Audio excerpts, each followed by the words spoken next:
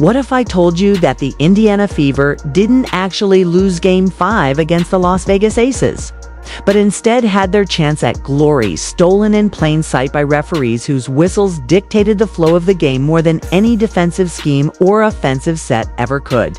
That isn't just fan frustration talking, it's the truth if you watched closely. If you saw the moments when Aaliyah Boston was whistled off the floor for fouls that would barely qualify as contact in a pickup game. If you noticed how Kelsey Mitchell fought through constant hacks, grabs, and bumps until her body finally gave out and she collapsed from cramps that sent her straight to the hospital. If you tracked Odyssey Sims, who was clipped, shoved, and still somehow managed to drop 27 points in a performance that should have been remembered as legendary, but instead will always carry the caveat of a rigged whistle. And if you paid attention to Lexie Hull, who played through a back injury that would sideline most players, yet still sacrificed every ounce of herself for a team that deserved better than what the officiating delivered. Because make no mistake, this wasn't a clean, fair game between the defending two-time champions and an underdog trying to prove they belonged. This was a game where every time the Fever seized momentum, every time they pushed back against the odds, a whistle rose to pull the rug out from under them. It wasn't randomness. It wasn't coincidence. It was a pattern so glaring that fans in the arena and viewers at home were left shaking their heads in disbelief. Posting clips online, shouting on social media, asking the same question: was Indiana playing against Las Vegas, or were they playing against the Stripes? From the very first quarter, the trend was obvious. Aaliyah Boston, Indiana's star in the paint, tagged for ticky-tack touch fouls that NBA quarterbacks wouldn't even feel. Calls on moving screens where the defender barely brushed her shoulder. Charges whistled when the opponent flopped with the flair of a Broadway actor. And yet on the other end, when Boston was shoved, grabbed, raked across the arms, silence. When Kelsey Mitchell was bodied on every cut, draped on every drive, silence. When Lexie Hull took a blatant shove across the baseline that fans thought might trigger a flagrant review, silence. The whistle didn't just lean one way, leaned so hard toward Vegas that Indiana looked like they were playing basketball on tilted ground, climbing uphill against not just the talent of the Aces, but the officiating itself. And that's why this wasn't a loss in the traditional sense. This wasn't the Fever getting outplayed, outcoached, or outpreppered. This was the Fever being outwhistled, and that's a very different story. What makes it so painful is how hard Indiana fought through it all, how much they endured without folding, how they managed to drag this game not only to the final minutes but into overtime despite the constant bleeding of momentum. Think about that. 8 injured players over the course of the season, a roster patched together with hardship contracts. Their offensive leader, Kelsey Mitchell, collapsing from exhaustion and punishment mid-third quarter. Their all-star center, Aaliyah Boston, stuck on the bench with foul trouble. And yet, this team kept clawing.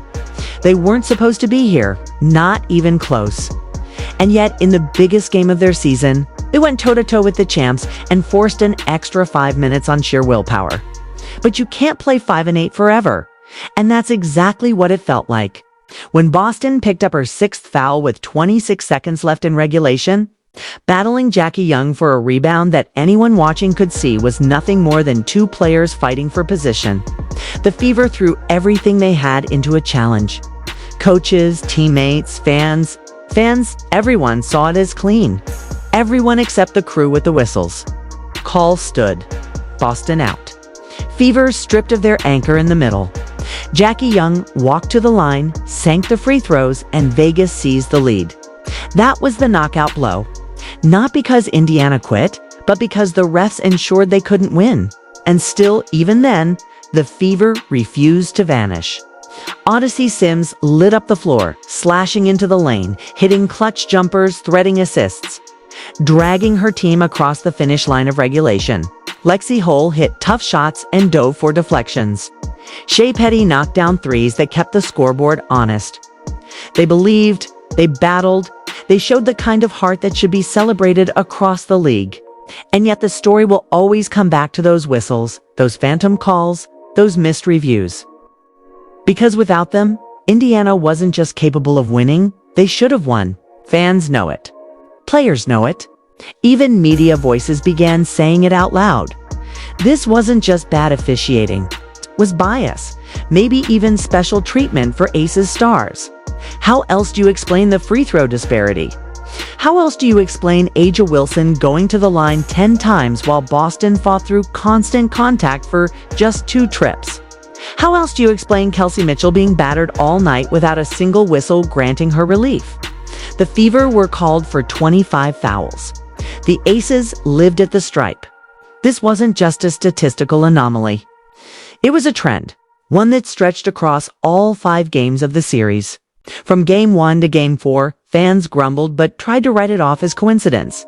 By Game 5, there was no denying it anymore. It wasn't coincidence. It was corruption of the competition. And that's why Lexie Hull's words afterward carried such weight. She didn't rant, didn't scream, didn't accuse outright. She did something even more powerful. She spoke calmly, firmly about the fight they showed, the pride they felt in each other, and the heartbreak of seeing that fight end not at the hands of a better team, but at the hands of circumstances beyond their control. She said what everyone felt, that this team deserved to be proud of their resilience. That losing Aaliyah and Kelsey in the final minutes and still pushing Vegas to overtime showed their heart. And that while the scoreboard said loss, the truth said something else entirely. And those words stuck because they were more than post-game cliches. They were a call to fans, a reminder that Indiana's identity is bigger than what the refs took away. The deeper you dive into the details, the more impossible it is to ignore how tilted this was. Watch the replay of Boston's moving screen. In the second half, she barely grazes the defender. And yet, the whistle comes, like the refs were waiting for it. Watch Megan Gustafson flop dramatically to the floor after the softest of bumps. Rewarded with an offensive foul that robbed Indiana of a possession. Watch Jackie Young and Boston's rebound battle in the final seconds. And you'll see 2 players doing exactly what basketball demands, fighting for position. But only one was punished. Now contrast that with plays where Indiana players took elbows, hits, and shoves. Lexie Hull shoved out of bounds. Natasha Howard smacked across the eyes. Kelsey Mitchell body-checked on drives. Odyssey Sims clipped on a layup in overtime. Silence every time. Not even a review. Not even a thought. Just play on when Indiana was the victim and blow the whistle when Vegas needed relief. That's not balance.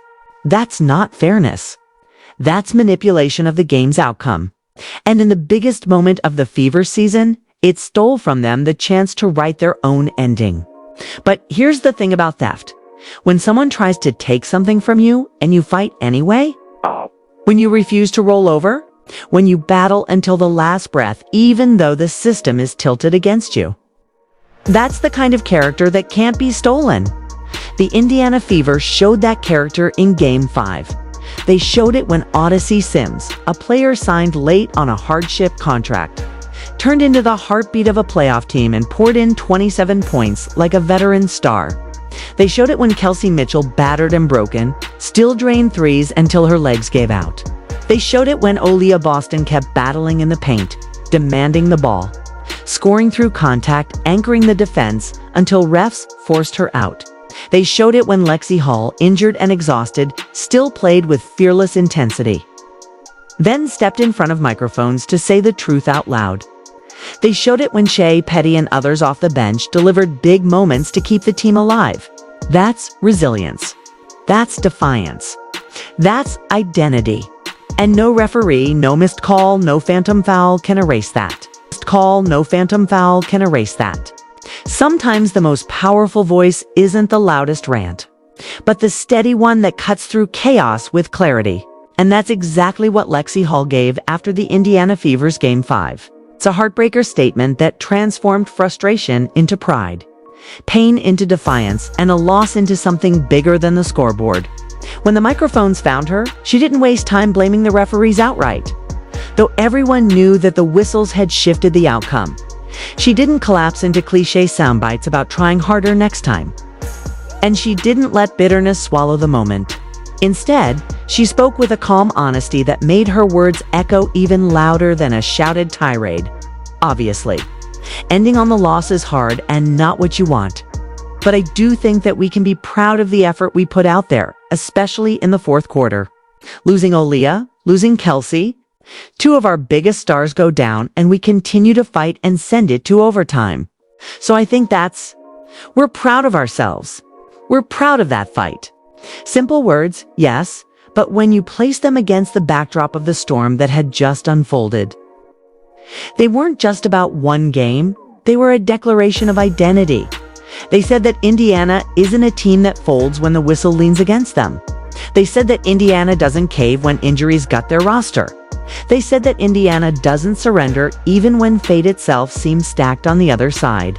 And in saying that, Lexie Hull put herself at the center of a story that wasn't about the Las Vegas Aces advancing, but about the Indiana Fever proving they belonged on this stage, that they were building something real, something sustainable, something that would last beyond one bad call, one bad night, even one bad series. Her words framed the entire season, reframed the loss as a lesson, and reminded fans why they fell in love with this group in the first place. Because win or lose, robbed or rewarded, this team fights. Think about the weight of what Hull had endured before she even grabbed the mic. She played through a nagging back injury that would have sidelined most pros. She absorbed contact on every possession, being shoved, pushed, grabbed, and yet never once got the same whistles others did. She scored, rebounded, dished, defended, and laid herself across the hardwood as if her body was just another piece of the game plan. And when the final buzzer came and heartbreak set in, she didn't let pain dictate her response. She didn't point fingers, though she easily could have. She didn't talk about herself, though she'd earned the right to. Instead, she turned the spotlight to her teammates. She spoke about Kelsey Mitchell fighting until her legs collapsed. She spoke about Aaliyah Boston being forced off the floor when the Fever needed her most. She spoke about Odyssey Sims, who wasn't even supposed to be on this roster months ago, exploding into a playoff hero with 27 points that gave Indiana life. That's what leaders do. They take the microphone in moments of chaos and use it to uplift everyone else. That's why Fever fans, even in their anger, found pride in Hull's words. Because what she said wasn't just an answer to a post-game question. It was the truth about what this group is becoming, and what they're becoming is something dangerous. Lexie Hull's voice was more than commentary. It was prophecy. Her calm pride in the face of adversity told the story of a team that has grown beyond its record, beyond its seed, beyond the doubts that surrounded it at the start of the year. The Fever finished this season missing Caitlin Clark for all but 13 games. They lost 6 players to season-ending injuries. They patched their rotation with hardship contracts. And still, they pushed the defending champs to a deciding Game 5 in overtime, on the road against biased whistles. With a roster running on fumes, if that's what they can do under those circumstances, imagine what happens when they're whole. Imagine Clark back healthy, stretching defenses, feeding Boston, freeing Mitchell. Imagine Boston storming into another season fueled by the memory of being robbed. Imagine Hull, hardened by these scars, stepping into a leadership role not just with her play but with her voice. Imagine Sims proving that she deserves to be more than a fill-in contract. Imagine this group returning with depth, health, and a chip on their shoulder the size of a stolen series. That's what Lexie's words hinted at. Not just that they were proud in the moment, but that they were building something bigger, something permanent, something every other team in the WNBA should be afraid of. Because pride isn't just about satisfaction, it's about belief. And belief, once it's rooted in a team like this, is unstoppable. Her words also mattered because they captured the contradiction of sports, the simultaneous heartbreak and hope. The sting of being cheated colliding with the pride of knowing you refuse to quit. "We're proud of that fight," she said, and you could feel that pride radiating beyond the locker room, into the fans who'd stuck with this team through every injury, every setback, every questionable whistle. You could feel it in the way Fever Nation flooded social media, not just to vent anger, but to celebrate heart. You could feel it in the way analysts who had dismissed Indiana earlier in the year now spoke with respect about what they'd done.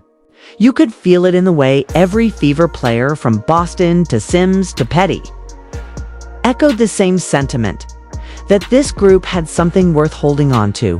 Hull's voice became the vessel for all of that. She didn't rant, she didn't accuse, she claimed the truth that this wasn't just a loss. It was proof of who they are. And that matters, because when you've been robbed, when the game has been stolen from you, the only way to fight back is to declare what can't be stolen. Your heart, your grit, your resilience, your identity. Lexie Hull declared all of that in a single post-game answer, and in doing so, gave the Fever season a meaning that no scoreboard or referee could erase. Sometimes a robbery isn't the end of a story. It's the spark that lights the fire for something bigger. And that's exactly what this Game 5 heartbreak feels like for the Indiana Fever. A moment that hurts so deeply in the present, but one that may end up defining the future as the true beginning of a dynasty. Because when you strip away the missed whistles, the technicals that weren't called, the phantom fouls that handed Las Vegas free points, what you're left with is not just a box score, but a roster that fought to the death and revealed exactly what they could become when they are whole. This wasn't the Indiana Fever at full strength. This wasn't Caitlin Clark carving up defenses with her limitless range and full court vision. This wasn't Aaliyah Boston pounding the paint for 40 minutes without interruption. This wasn't Kelsey Mitchell draining daggers in overtime with her legs under her. This was a skeleton squad, limping, battered, stitched together with grit and hardship contracts, pushing the defending champions into the fire and refusing to be burned until the final crooked whistle. And if they could do that with what little they had left, then every team in the WNBA should be terrified about what happens when this group is finally unleashed at full power. That's the hook, the twist, the silver lining in heartbreak. The robbery hurt. But it also exposed just how dangerous this team already is, and how unstoppable they will be when all the pieces align. Because let's imagine it. Let's fast forward to next season. Caitlin Clark fully healed, back in uniform from day one. Not just dropping threes from the logo, but orchestrating an entire offense that becomes impossible to guard. Remember how Odyssey Sims looked like an MVP caliber scorer in the playoffs? Imagine her sliding into a six-woman role, where she gets to torch second units instead of carrying the offense against starters. Remember how Aaliyah Boston looked like the best big in the world before fouls and whistles sent her to the bench? Imagine her playing alongside Clark for 30-plus minutes a night, anchoring the defense, crushing the boards, and killing mismatches in the paint. And then there's Kelsey Mitchell, whose scoring has never been more clutch, but who can now focus on what she does best because Clark absorbs defensive attention. Add in Hull, who just proved she's not only tough enough to play through pain, but wise enough to lead with her words. Add Nanola Smith, who gives you length, versatility, and double-double potential every night. Add bench depth, which management now knows is critical after a season of patchwork rotations. Suddenly, the Fever aren't just a scrappy team that fights hard. Suddenly, they're a juggernaut with one of the most complete rosters in the league. Suddenly, the robbery in Game 5 becomes the warning shot every other franchise ignored until it was too late. And the warning is this: you can't cheat heart forever. You can't whistle away talent forever. You can't bend every rule and hope that a team built like this will fold. Because what Lexie Hull and the Fever showed is that even when they're bleeding, even when they're shorthanded, even when the stripes are tilted against them, they still refuse to quit. That's the kind of DNA that separates flashes in the pan from dynasties. That's the kind of DNA that turned the early Warriors into a movement. That turned the 90s Bulls from just Jordan into a culture. That turned the Las Vegas Aces themselves from doubted to dominant. The Fever are already writing that story, and this robbery may end up being their first true chapter. Fans will remember it not just as the game that got away, but as the game that hardened their core. As the night the WNBA finally realized that this isn't just a rebuilding project, it's a revolution in the making. Every dynasty has a spark. For Indiana, that spark may very well be this pain, this fight, this injustice that planted a seed of vengeance and resilience that will bloom into banners. So when Fever Nation looks back years from now, at the nights when Caitlin Clark is winning MVPs, when Boston is winning Finals MVPs, when Mitchell is carving her name into history, when Hull is remembered as the heartbeat of a locker room, they won't just remember the wins. They'll remember the robbery. They'll remember Game 5. They'll remember how it felt to be silenced by whistles and still roar louder than the champions. They'll remember the anger, the heartbreak, the disbelief,